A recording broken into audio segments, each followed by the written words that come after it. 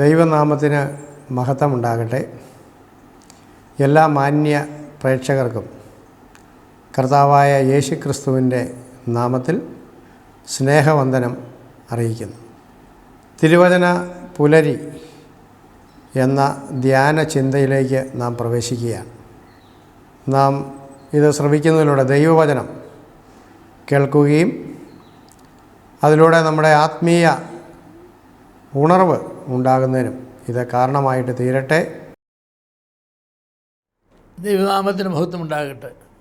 ഈ ജനുവരി മാസം 7-ാം തീയതി പ്രഭാതത്തിൽ എല്ലാ ശ്രോതാക്കൾക്കും കർത്താവായ യേശുക്രിസ്തുവിൻ്റെ നാമത്തിൽ സ്നേഹവന്ദനം അറിയിക്കുന്നു. ഇന്നത്തെ നമ്മുടെ ധ്യാനത്തിനായിട്ട് നാം ഉൽപ്പത്തി പുസ്തകം 7-ാമത്തെ അധ്യായമാണ് ആധാരമായിട്ടെടുക്കുന്നത്. എന്താണ് ഈ അധ്യായത്തിൽ? ഈ അധ്യായത്തിൽ നോഹയുടെ കാലത്തെ ജലപ്രളയത്തെക്കുറിച്ചും പെട്ടകത്തിലൂടെ നോഹയും കുടുംബവും രക്ഷ പ്രാപിച്ചതിനെ കുറിച്ചാണ് പറയുന്നത്. ഞാൻ കഴിഞ്ഞ ദിവസം പറഞ്ഞതുപോലെ കൃപ പ്രാപിച്ചവനാണ് നോഹ എന്ന് പറയുന്നത്. നോഹയ്ക്ക് ദൈവത്തിൻ്റെ കൃപ ലഭിച്ചു. നശിപ്പിക്കപ്പെടുന്ന ഒരു ലോകത്തിൽ നിന്ന് രക്ഷപ്പെടുവാനൊക്കെ ഉണ്ണം ദൈവത്തിൻ്റെ കൃപ തനിക്ക് കിട്ടി. അതിൻ്റെ ഫലമായിട്ട് താൻ എന്ത് ചെയ്തു? താൻ വേർപാട് പാലിച്ചു. 7-ാമത്തെ അധ്യായം ഒരു വേർപാടിൻ്റെ തത്വശാസ്ത്രം പറയുന്ന ഒരു അധ്യായമാണ്. കൃപ പ്രാപിച്ച് രക്ഷിക്കപ്പെട്ടവനാണ് നോഹ. അതുകൊണ്ട് അവന് ആ പെട്ടകത്തിൽ കയറി അന്നുണ്ടായിരുന്ന എല്ലാ മനുഷ്യരിൽ നിന്നും വേർപെടണം. നിങ്ങൾ ചിന്തിക്കുക, 1 കോടി ആളുകൾ അന്നുണ്ടായിരുന്നു എന്നാണ് ഞാൻ വിചാരിക്കുന്നത്. ഒരുപക്ഷെ അതിൽ കൂടുതൽ ആളുകളുണ്ടായിരുന്നു. അവരുടെ ഇടയിൽ നിന്ന് 8 ആളുകൾ, നോഹ, ഭാര്യ, 3 ആൺമക്കൾ, അവരുടെ 3 ഭാര്യമാർ, 8 ആളുകൾ. ഈ 8 ആളുകളെ നോഹ പെട്ടകം പണിതു.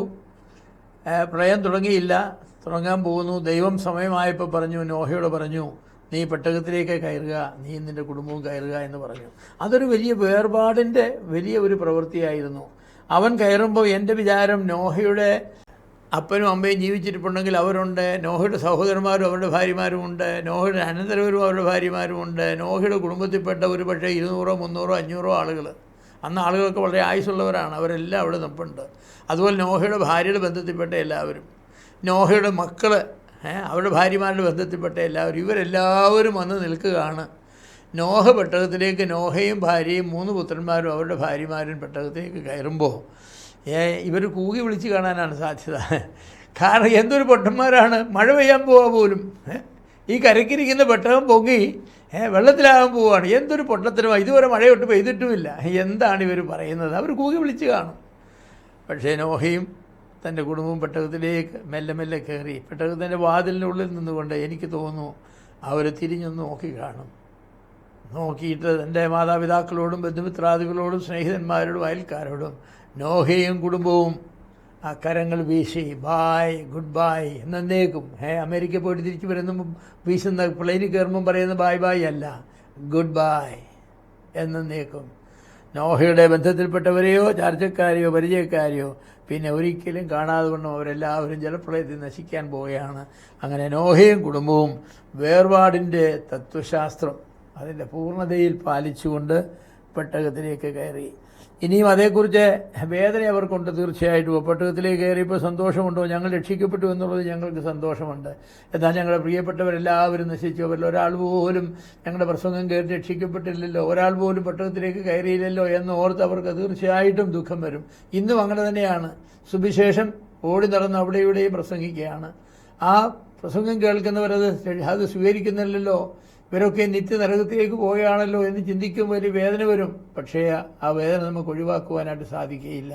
നമ്മുടെ പ്രിയപ്പെട്ടവർ, രക്ഷിക്കപ്പെടാത്തവർ നരകത്തിലേക്ക് പോകുന്നു എന്നുള്ളതായിരിക്കുന്ന യാഥാർത്ഥ്യം തീർച്ചയായിട്ടും അവിടെയുണ്ട്. അപ്പോൾ വേർപാടിൻ്റെ തത്വശാസ്ത്രം നോഹ ഗ്രഹിച്ചു. ആത്മീയ മൂല്യങ്ങളിൽ യോജിക്കാത്തവരായ ആളുകളുമായി വേർപെട്ടെങ്കിലേ മതിയാവൂ. അതാണ് ആത്മീയ മൂല്യങ്ങളിൽ യോജിക്കാത്ത ആളുകളുമായി ഒരു വേർപാട് പാലിച്ചെങ്കിലേ മതിയാവൂ. അത് ദൈവം കൽപ്പിച്ചതാണ്. നോഹയും ഭാര്യയും 3 മക്കളും അവരുടെ ഭാര്യമാരും രക്ഷിക്കപ്പെട്ടവരാണ്. അവർ ദൈവത്തിൻ്റെ വചനം കേട്ട് വിശ്വസിച്ചവരാണ്. ആ പെട്ടകം പണിയിൽ അവരെല്ലാവരും അവരുടെ കഴിവും അവരുടെ സമയവും അധ്വാനവും ചെലവഴിച്ചവരാണ്. അവർ വിശ്വസിച്ചു. ദൈവം പെട്ടകത്തിലേക്ക് പ്രവേശിക്കുമെന്ന് പറഞ്ഞപ്പോൾ അവർ പ്രവേശിച്ചു. പക്ഷേ മറ്റാരും പ്രവേശിച്ചില്ല. അപ്പോൾ അത് വേർപാടിൻ്റെ തത്വശാസ്ത്രം അതാണ്. ദൈവത്തിൽ വിശ്വസിച്ചവരും വിശ്വസിക്കാത്തവരും വേർപെട്ടെങ്കിലും മതിയാവും. ഒരേ ലോകത്തിലാണ് അവർ ജീവിക്കുന്നത്, ഒരേ ആഹാരമാണ് കഴിക്കുന്നത്, ഒരേ വായുവാണ് ശ്വസിക്കുന്നത്, ഒരേ വെള്ളമാണ് കുടിക്കുന്നത്. പക്ഷേ ഒരു വേർപാടിൻ്റെ പ്രമാണം അവിടെയുണ്ട്. A principle of separation. അവർ തമ്മിൽ വേർപെട്ടെങ്കിലേ മതിയാവൂ. അത് വേദനാജനകമാണ്, കണ്ണീരിൻ്റെ അനുഭവമുണ്ട് അതിൽ. പക്ഷേ വേർപെട്ടെങ്കിലേ മതിയാവൂ.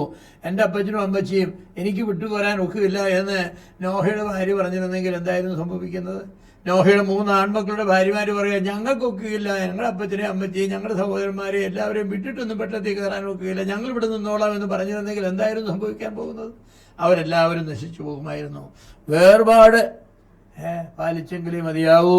അത് പാലിക്കാതിരിക്കുവാനുള്ളതായിരിക്കുന്ന കാരണമില്ല. അതുകൊണ്ട് രക്തബന്ധത്താലും വിവാഹബന്ധത്താലും യോജിക്കപ്പെട്ടവരായി സമൂഹം ജീവിക്കുമ്പോൾ ദൈവവുമായുള്ള ബന്ധത്തിൻ്റെ പശ്ചാത്തലത്തിൽ വിശ്വാസികൾ ജീവിക്കുന്നു. അവർക്കുമുണ്ട് വിവാഹവും മറ്റു ബന്ധങ്ങളുമൊക്കെ ഉണ്ട്. പക്ഷേ ആത്മീയമായിരിക്കുന്ന ബന്ധത്തിനപ്പുറത്തൊരു ബന്ധവുമില്ല. അതുകൊണ്ട് വേർപാടിൻ്റെ സമയം വരുമ്പോൾ വേർപെടണം. പുതിയ നിയമത്തിലെ കൽപ്പന, നിങ്ങൾ അവിശ്വാസികളുമായി ഇണയല്ല പിണകൂടരുത്. വിശ്വാസി അവിശ്വാസി ഇണയല്ല, അവർ തമ്മിൽ പിണയ്ക്കാനായിട്ട് പാടില്ല. കുതിരയും കാളയും കൂടെ ചേർത്ത് വെച്ച് നിലവിഴരുത്, അത് വിഴുതാൽ ശരിയാവില്ല. കുതിരയുടെ സ്പീഡല്ല കാളയ്ക്കുള്ളത്. അതുകൊണ്ടത് ശരിയാവില്ല. മൂല്യങ്ങൾ ശരിയല്ല. മൂല്യങ്ങൾ ശരിയല്ലാത്ത ആളുകൾ ഒരുമിച്ച് പോകാൻ പാടില്ല. ഇസ്രായേൽ മക്കൾ മിസ്രൈം വിട്ടു പോന്നേ വെക്കൂ. മിസ്രൈമിൽ താമസിച്ച ഒരു കാലമുണ്ട്, പക്ഷേ മിസ്രൈം വിട്ടു പോരേണ്ട ഒരു കാലമുണ്ട്. അത് വിട്ടു പോന്നെങ്കിലേ മതിയാവൂ. അതുകൊണ്ട് നോഹയെ പോലെ വേർപാടിൻ്റെ അടയാളമായ പെട്ടകത്തിലേക്ക് വിശ്വാസ സമൂഹം പ്രവേശിക്കേണ്ടത് ആവശ്യമാണ്. ഇന്നും കർത്താവായ യേശു ക്രിസ്തു അത് ഒരു പെട്ടകമാണ് എന്ന് വേണമെങ്കിൽ നമുക്ക് പറയാം. വിശുദ്ധ ബൈബിളിൽ സ്നാനത്തെയാണ് അതിൻ്റെ സൂചകമായി പറയുന്നത്. സ്നാനം, പെട്ടകത്തിൽ അല്പജനം 8 പേർ രക്ഷപ്പെട്ടു, അത് സ്നാനത്തിനൊരു മുൻകുറി എന്നാണ് പത്രോസിൻ്റെ ലേഖനത്തിൽ പറയുന്നത്. എൻ്റെ പ്രിയമുള്ളവരെ, വേർപാടിൻ്റെ അടയാളം പാലിച്ചെങ്കിലും മതിയാവൂ എന്ന് ചുരുക്കം. വിശ്വാസിയും അവിശ്വാസിയും തമ്മിൽ ഒരുമിച്ച് ചേർന്ന ആരാധനയില്ല, ഒരുമിച്ച് വിവാഹമില്ല, ഒരുമിച്ച് ജീവിതമില്ല. അത് വേർപെട്ടെങ്കിലും മതിയാവും. അതുകൊണ്ട് നിങ്ങളൊരു വിശ്വാസിയാണെങ്കിൽ അവിശ്വാസികളുമായി ആത്മീക ബന്ധം പുലർത്തുന്നതിൽ നിങ്ങൾ വേർപെടേണ്ടത് ആവശ്യമാണ്. അങ്ങനെ വേർപെടുവാൻ തക്കവണ്ണം ദൈവം നിങ്ങളെ അനുഗ്രഹിക്കട്ടെ. ദൈവത്തിൻ്റെ നാമം മഹത്വപ്പെടുമാറാകട്ടെ. നാം കേട്ട തിരുവചന ചിന്ത നമുക്കേവർക്കും അനുഗ്രഹത്തിന് കാരണമായി തീരട്ടെ. പുതിയ ചിന്തയുമായി ഓരോ പ്രഭാതത്തിലും നമുക്ക് അതിനായിട്ട് കാത്തിരിക്കാം. ദൈവം എല്ലാവരെയും ധാരാളമായി അനുഗ്രഹിക്കട്ടെ.